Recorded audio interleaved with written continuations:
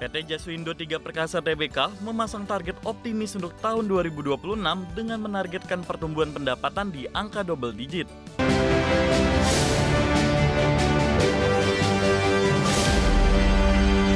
PT Jaswindo 3 Perkasa Tbk memasang target optimis untuk tahun 2026 dengan menargetkan pertumbuhan pendapatan di angka double digit. Manajemen JTPE menyatakan bahwa performa di periode sebelumnya menunjukkan momentum positif yang memungkinkan perusahaan meningkatkan kinerja secara signifikan di tahun berjalan. PT Jaswindo 3 Perkasa Tbk memasang target optimis untuk tahun 2026 dengan menargetkan pertumbuhan pendapatan di angka double digit. Target pertumbuhan ini menjadi fokus utama JTPE untuk menjaga daya saing dan memperluas pangsa pasar baik di domestik maupun ekspor. Perseroan mengatakan bahwa proyeksi pertumbuhan pendapatan ini didukung oleh ekspansi kapasitas produksi dan peningkatan efisiensi operasional. Perusahaan mengoptimalkan fasilitas pabrik serta memperluas kerjasama dengan klien strategis guna merespon permintaan pasar yang terus berkembang. Permintaan akan kemasan fleksibel dipicu oleh tren peningkatan konsumsi produk olahan dan kebutuhan logistik yang lebih tinggi di era perdagangan digital. Selain menggenjot kapasitas produksi, JTPE juga mengupayakan peningkatan kualitas layanan melalui digitalisasi sistem pemantauan produksi dan manajemen rantai pasok. Inisiatif digitalisasi ini diharapkan dapat menekan biaya operasional sekaligus mempercepat waktu respon terhadap kebutuhan pelanggan. Manajemen juga menyebut bahwa upaya diversifikasi produk akan terus dilakukan untuk mengikuti tren kebutuhan pasar modern, terutama kemasan ramah lingkungan dan sustainable packaging.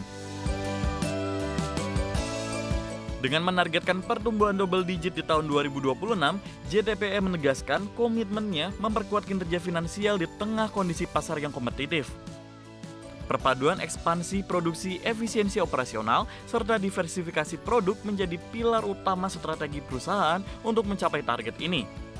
Meskipun tantangan seperti fluktuasi harga bahan baku dan dinamika permintaan global tetap ada, perusahaan optimis bahwa langkah strategis yang diambil dapat mendorong pertumbuhan berkelanjutan.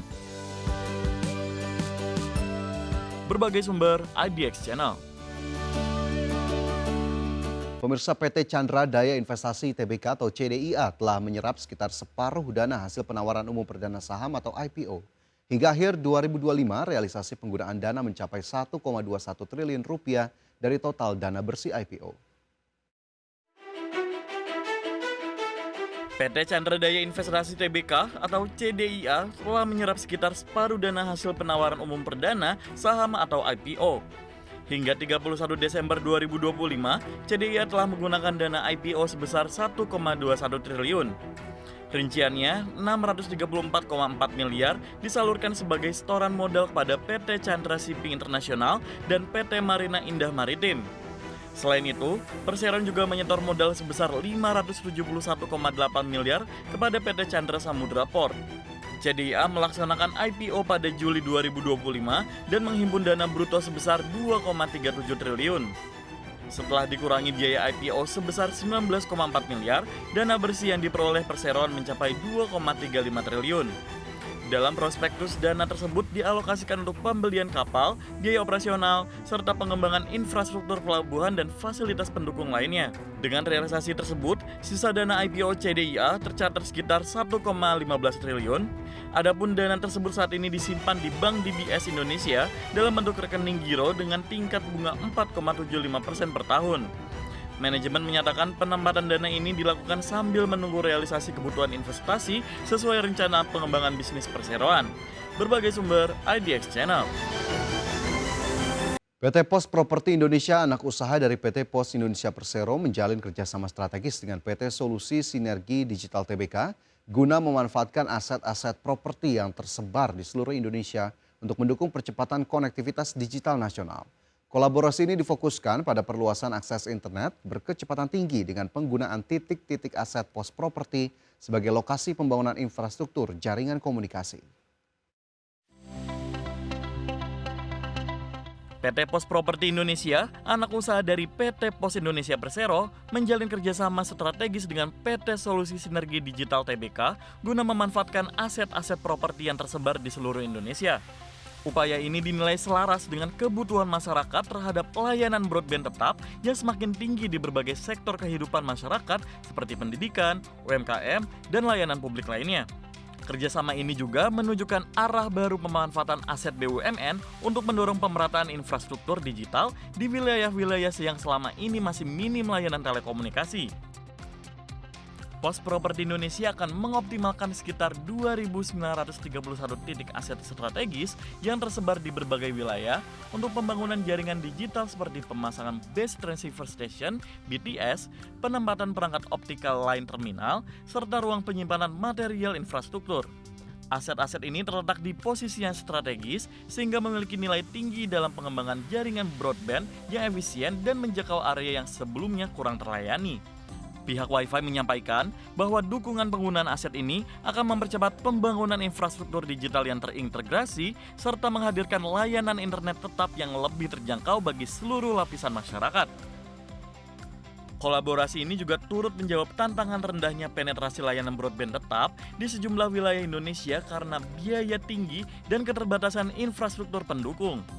Dengan penyediaan lokasi untuk infrastruktur digital di titik-titik strategis yang dikelola Pos Properti, layanan broadband diharapkan tidak hanya kuat di pusat kota, tetapi juga sampai ke wilayah pinggiran dan daerah dengan akses terbatas. Optimalisasi aset ini juga dianggap sebagai langkah strategis dalam menciptakan fondasi digital jangka panjang yang mendukung kegiatan ekonomi serta akses informasi secara lebih merata di seluruh negeri. Kerjasama antara Pos Properti Indonesia dan Wi-Fi menandai langkah nyata optimalisasi aset negara untuk mempercepat pemerataan konektivitas digital Indonesia. Dengan memanfaatkan ribuan titik aset yang tersebar secara strategis, pembangunan infrastruktur digital dapat berjalan lebih efisien dan terintegrasi. Kolaborasi ini diharapkan tidak hanya memperluas jangkauan layanan internet, tetapi juga menciptakan nilai tambah berkelanjutan bagi perusahaan dan masyarakat. Berbagai sumber, IDX Channel. Selanjutnya kita ke indeks harga saham gabungan. Pemirsa, indeks harga saham gabungan terpantau pada perdagangan sesi pertama Rabu 14 Januari 2026 menguat 0,89%, cukup kencang. Laju dari indeks harga saham gabungan yang bahkan kembali mampu menembus level 9.028 setelah pada perdagangan kemarin. Indeks harga saham gabungan harus puas bertahan di level 8.900-an meskipun memang masih juga tercatat mengalami penguatan. Pada perdagangan di sesi pertama Rabu, IHSG mencatatkan nilai transaksi sebesar 16,46 triliun rupiah. 465 saham bergerak menguat, 230 saham bergerak melemah, dan 263 saham lainnya bergerak stagnan. Jika kita lihat di sepanjang sesi pertama, indeks harga saham gabungan dibuka di level 9.007 yang juga sudah melampaui posisi penutupan pada perdagangan Selasa, sementara level tertinggi di 9.038. Adapun jika kita lihat berdasarkan nilai transaksi, saham-saham industri dasar cukup mendominasi. Salah satunya ada saham Bumi yang mencatatkan nilai transaksi 2 triliun rupiah pada perdagangan di sesi pertama yang juga bergerak menghijau. Diikuti sejumlah saham industri dasar ataupun bahan baku lainnya yang juga mencatatkan nilai transaksi jumbo yang juga bergerak menguat.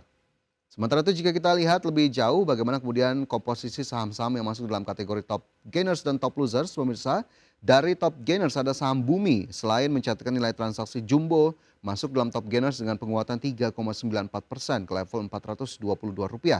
Antam naik 5,41% ke level Rp4.090, Goto menguat 5,97% ke level Rp71, begitu pula saham Arci yang naik 11,11% ke Rp1.950. Sementara itu dari sisi top losers ada saham Inco turun 2,66% ke level 6.400, Astra International terkoreksi 2,05% ke 7.150, Aman Mineral terkoreksi 1,54% ke 7.975 dan Sola turun dalam 7,43% ke Rp162. Sementara itu dari sisi sektoral, pemirsa, infrastruktur terpantau naik 2,64%, konsumsi non-primer naik 2,37%, industri naik 2,08% dan saham-saham di sektor energi terpantau secara sektoral naik 1,61%.